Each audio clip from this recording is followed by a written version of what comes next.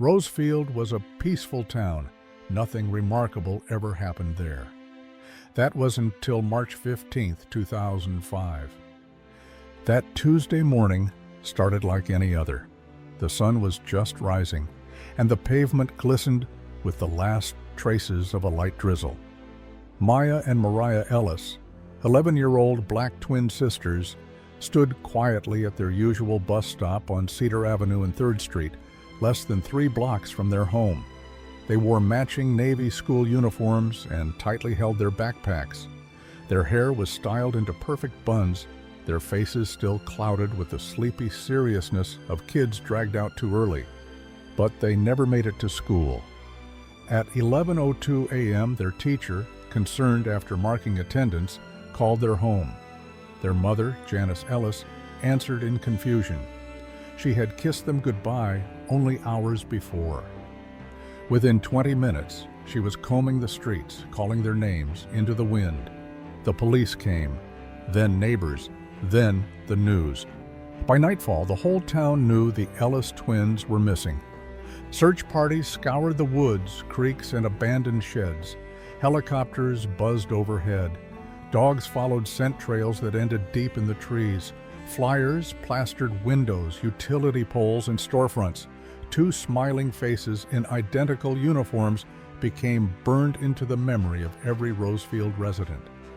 The story made national headlines. Candlelight vigils followed. There was hope, but no clues, no witnesses, no progress, except one. A neighborhood boy told police he'd seen a rusty white car at the bus stop that morning. He said the door was open, that the girls were talking to someone inside, but he couldn't recall the license plate or the man's face. It wasn't enough. Weeks turned to months. Suspects came and went. A janitor, a distant uncle, even a homeless man living in the woods. All were questioned. All were released. No evidence, no closure. Janice never left. She kept their room untouched. Every year on their birthday, she lit candles, hoping, praying that maybe, just maybe, they'd walk through the door again. But Rosefield moved on. By 2008, the case went cold. In 2015, a task force briefly revisited the file. Nothing new. By 2020, the case was boxed, sealed, and buried in a forgotten archive. Until spring 2025. Luke Morgan, a hiker trekking a remote path in Red Pine Forest, stumbled on something odd. A metallic shape poking through vines and moss. Curious, he pulled back the brush and froze. It was a rusted-out sedan, its windows shattered, tires missing. Inside, crumbling fabric, mold-covered wrappers, and 2 tiny backpacks, nearly swallowed by decay. Luke stepped back and dialed 911. Detectives arrived that evening. Forensics swarmed the scene. The rusted license plate, barely legible, traced back to a 1996 sedan, reported stolen on the very day the Ellis twins vanished. In the trunk, a folded Navy sweater.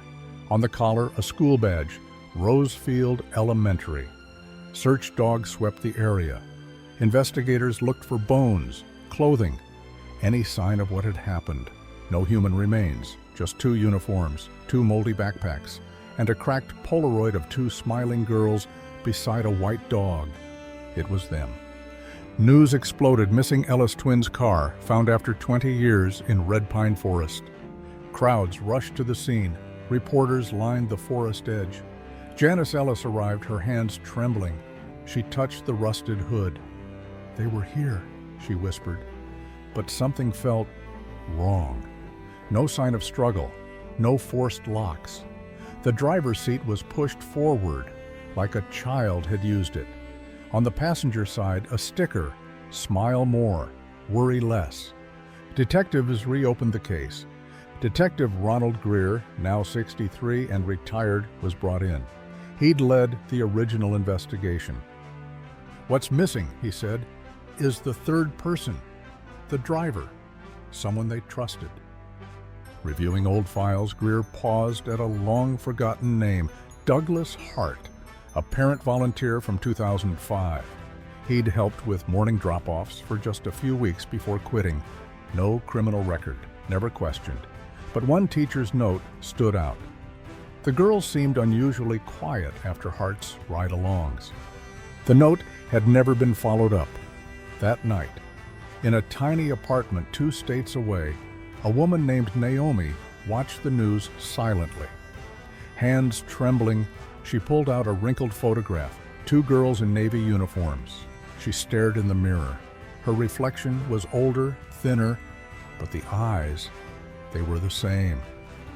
"Alicia," she whispered.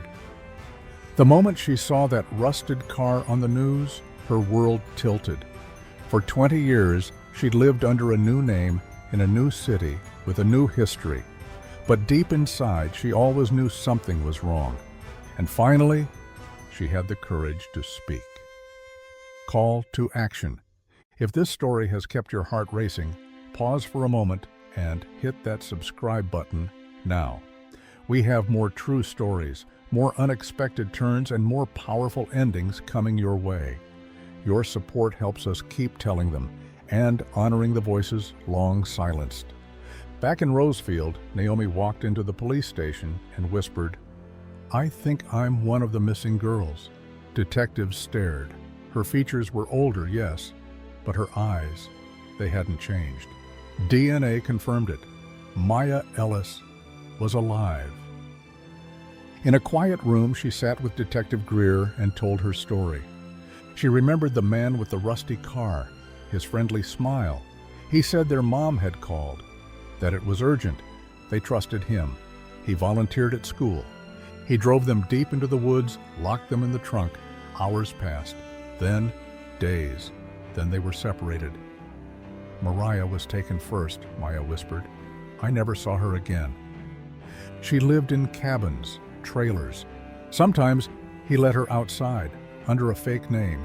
He told her their parents were dead, that Mariah had abandoned her. She was 11, alone, and eventually numb. Years passed. She became Naomi, went to a small church school, worked as a librarian, always watching, always hiding. "I buried Maya," she said, "to survive." Then she saw the car on the news. She returned. Rosefield welcomed her with tears and awe. But what about Mariah? Maya described a clearing, a smell, a bend in the trail. Search teams focused there. 3 days later, they found a shallow grave, wrapped in plastic, buried under branches. Inside, the remains of a school uniform and a bracelet. It read, "Mariah." The search was over. Maya stood beside her mother at the burial, clutching her sister's bracelet. "She was the brave one," she whispered. "She told him to leave me alone." Janice wept. "You both survived, baby, one in spirit, one in body." The town mourned. The world watched. As for Douglas Hart, he was arrested in a cabin 2 states away. Older now, frail, unrepentant. "I didn't expect her to live this long," he told police. He confessed to everything. Today, Maya, no longer Naomi, speaks to survivors, helping them reclaim their names and voices. She founded the Mariah Foundation, honoring her sister's courage. "They said we vanished," Maya says, "but we were never gone. We were just waiting to be seen." And now, 20 years later, Maya Ellis was finally seen.